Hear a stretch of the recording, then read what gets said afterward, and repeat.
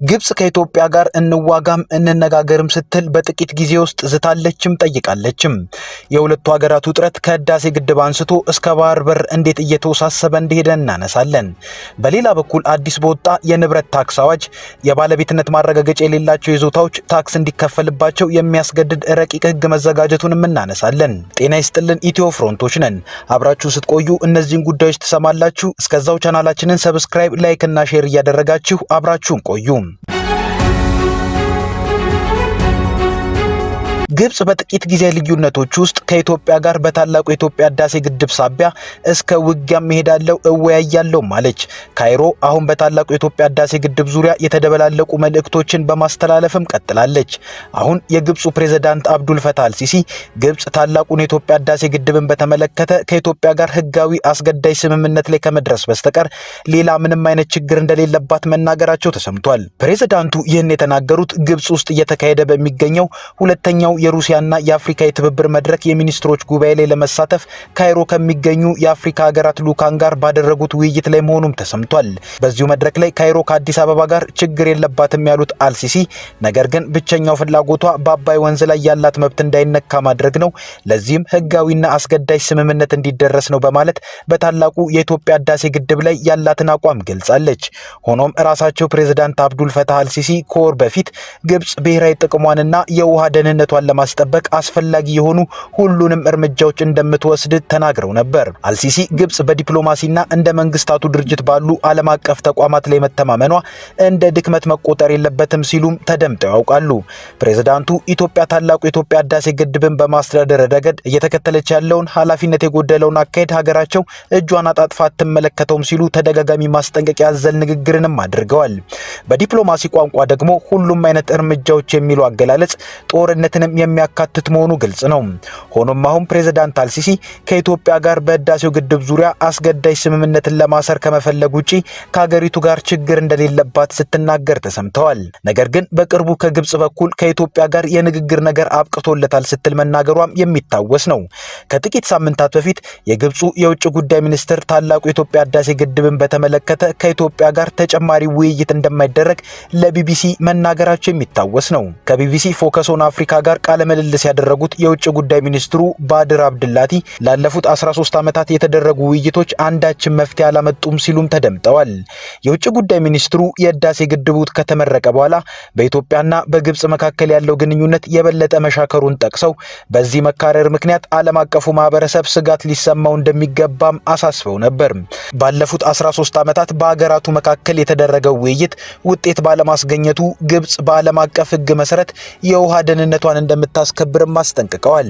ከዚህ ቀደም ከኢትዮጵያ ጋር የተደረጉ ውይይቶችም ምንም ውጤት ባለማስገኘታቸው በቀጣይም ንግግር ማድረግ አስፈላጊ አይደለም ብለዋል የውጭ ጉዳይ ሚኒስትሩ።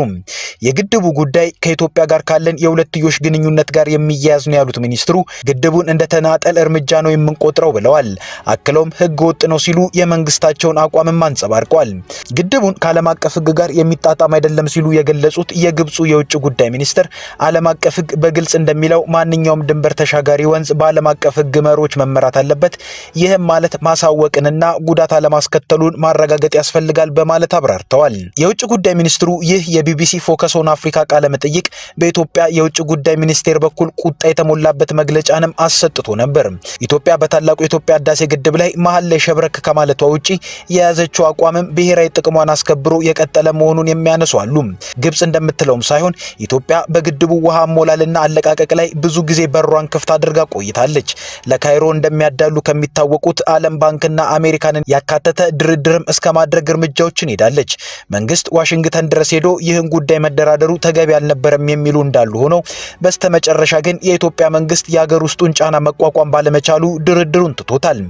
የሆነ ሆኖ የታላቁ የኢትዮጵያ ህዳሴ ግድብ መጠናቀቁን ተከትሎ በኢትዮጵያና በግብጽ መካከል ያለው መሻከርም አዲስ መልክን ይዟል። ይህም ኢትዮጵያና ኤርትራ መካከል ካለው እየተባባሰ ከመጣው የግንኙነት ግንኙነት መሻከርና ሱዳን ውስጥ ካለው የፖለቲካ ትርምስ ጋር በእጅጉ ተገናኝቷል።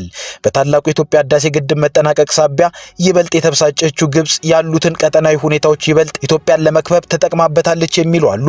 ራሳቸው ፕሬዝዳንት አብዱል ፈታህ አልሲሲ ኤርትራ ሄደው ከኢሳያስ አፈወርቂ ጋር ተገናኝተው አውርተዋል።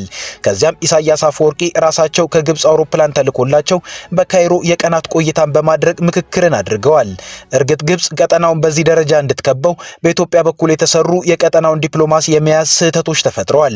አዲስ አበባ በካይሮ ላይ ህዳሴ ግድብን አስመልክቶ በአብላጫ የበላይነት ብትይዝም የባህር በርን ለማግኘት የሄደችበት መንገድ ግን ትንሽ ብልህነት የጎደለው መሆኑ በህዳሴው ግድብ የተሸነፈችውን ግብጽ በደንብ ወደ ቀጠናው የጋበዘ ሆኗል።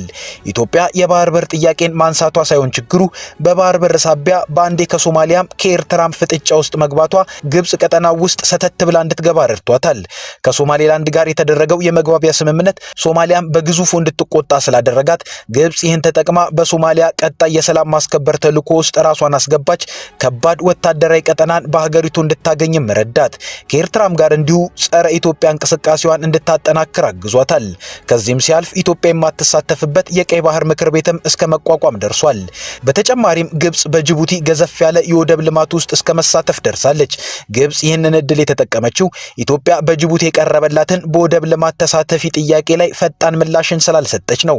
እስካሁን ባለው ሁኔታ የኢትዮጵያ የገቢ ወጪ ንግድ ዋነኛ መናኸሪያ ጅቡቲ በመሆኗ የግብጽ በጅቡቲ ውስጥ በዚህ ደረጃ መኖር ስጋት ፈጣሪ ሊሆን ይችላል። ካይሮ ተስፋ የቆረጠችበት በሚመስለው የታላቁ የኢትዮጵያ ህዳሴ ግድብ አስተዳደር ጉዳይም ትላንት የተሸነፈችበትን መንገድ እንደገናም እየሞከረችው ነው። ይህም የአሜሪካ እጅ በድጋሚ በግድቡ ላይ እንዲገባ ጥረት በማድረግ ነው። ከሰሞኑ ተሰምቶ እንደነበረውም የህዳሴው ግድብ አስተዳደር ከሁሉም የአባይ ተፋሰስ አባል ሀገራት በተውጣጡ ባለሙያዎች እንዲመራ አሜሪካ ተጽዕኖ እንድታሳድርላት ጠይቃለች። ኢትዮጵያ ህዳሴው ግድብን በተመለከተ በአመዛኙ በግብጽ ላይ ድልን ብትቀዳጅም የባህር በርን ተከትሎ የመጡባትን ዲፕሎማሲያዊ ጫናዎች ግን ከበፊቱ በሰከነ መልኩ በድጋሚ ልትታገሉ ይገባል ተብሏል። የባለቤትነት ማረጋገጫ የሌላቸው ይዞታዎች ታክስ እንዲከፈልባቸው የሚያስገድድ ህግ ተዘጋጀ።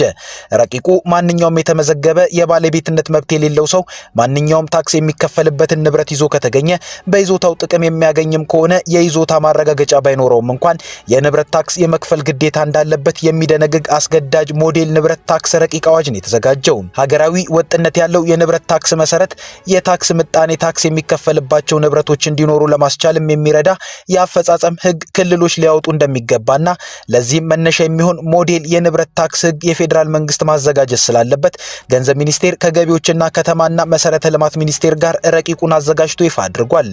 ለሁሉም ክልሎችና ለሁሉም ከተማ አስተዳደሮች የተላከው ይህ ሞዴል የንብረት ታክስ ህግ በሊዝ ይዞታ ስሪት በሚተዳደር ማንኛውም የከተማ ቦታ የመጠቀሚያ መብት ከሊዝ ይዞታ ስሪ ውጪ በሆነ ነባር የቦታ የመጠቀሚያ መብት ቦታ ላይ በተደረገ ማሻሻ ወይም በህንፃ ባለቤትነት ላይ የሚጣልና የሚሰበሰብ መሆኑ ተገልጿል።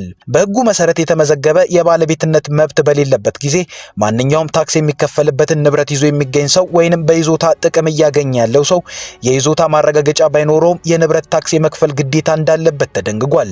ሆኖም የተመዘገበ የባለቤትነት መብት በሌለበት ጊዜ ታክሱን እንዲከፍል መደረጉ ብቻውን በንብረት የመጠቀም ወይንም ባለቤትነት መብት እንደማያስገኝና በሌሎች ህጎች የሚወሰዱ እርምጃዎችን እንደማያስቀር፣ በተጨማሪም ንብረቱ በጋራ ባለቤትነት ወይንም ይዞታ የተያዘ እንደሆነ ሁሉም የጋራ ባለቤቶች ወይም የጋራ ባለይዞታዎች ለንብረት ታክስ በጋራና በተናጠል ተጠያቂ እንደሚሆኑ አስፍሯል።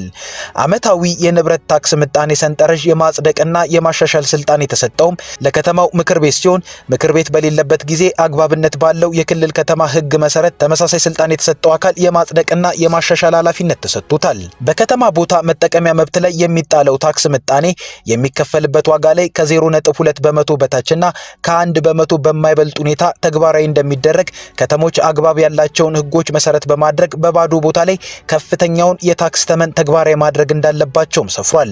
በህንፃ ወይንም የቦታ ማሻሻያ ላይ የሚጣለው ታክስ ምጣኔ ታክስ የሚከፈልበት ዋጋ ላይ ከ0.1 በመቶ በታችና ከ1 በመቶ የማይበልጥ መሆኑን ከተሞች ተጠናቀው ጥቅም ላይ ያልዋሉ ህንፃዎችና የቦታ ማሻሻያዎች ላይ ከፍተኛውን ታክስ ምጣኔ ተግባራዊ ማድረግ እንዳለባቸውም ተደንግጓል። የንብረቱ ጥቅል ዋጋ በከተማ አስተዳደሮች ከ1 ሚሊዮን ብር በማዘጋጃ ቤት ከተሞች ከ250 150 ሺህ ብርና በታዳጊ ከተሞች ከ100 ሺህ ብር ያነሰ ዝቅተኛ ገቢ ላለው አንድ ቤተሰብ በመኖሪያነት የሚያገለግል የከተማ ቦታ ህንጻና የቦታ ማሻሻያ ከንብረት ታክስ ነጻ ተደርጓል። የሃይማኖት ተቋማት ለአምልኮ ተግባርና ለመካነ መቃብርነት አገልግሎት የሚጠቀሙባቸው ንብረቶች በከተማና ክልል ያሉ ለአንድ ቤተሰብ ፍጆታ ለሚውል የግብርና ስራ የሚያገለግልና ለህብረተሰቡ ነጻ የማህበራዊ አገልግሎት የሚሰጡ ድርጅቶች አገልግሎቱን ለመስጠት የሚጠቀሙባቸው ንብረቶችም ከታክስ ነጻ ናቸው ተብሏል። ከኢትዮ ፍሮንት የዛሬ ጉዳያችን እነዚህ ነበሩ። አብራችሁን ስለቆያችሁ እናመሰግናለን። ቻናላችንን ሰብስክራይብ አድርጉልን። መልካም ጊዜ